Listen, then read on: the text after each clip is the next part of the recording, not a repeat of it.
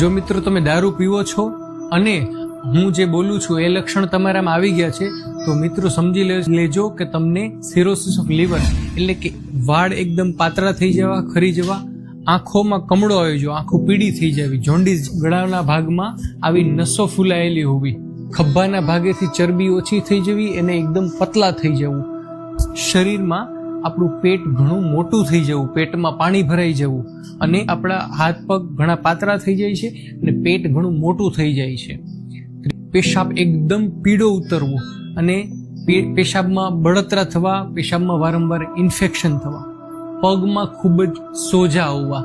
તો મિત્રો આ જે મેં લક્ષણો કીધા છે ને એ સિરોસિસ ઓફ લીવરના છે. એટલે કે આના પછી દર્દીનું એવરેજ આયુષ્ય 5 વર્ષ જેવું રહે છે અને એની પાસે ઓપ્શન એક ટ્રાન્સપ્લાન્ટ જ રહે છે કે લીવર ટ્રાન્સપ્લાન્ટ, જે મિત્રો એ કરવું સહેલું નથી. 40-50 લાખ જેવો ખર્ચો અને એના માટે ડોનર પણ મળવો ખૂબ મુશ્કેલ હોય છે.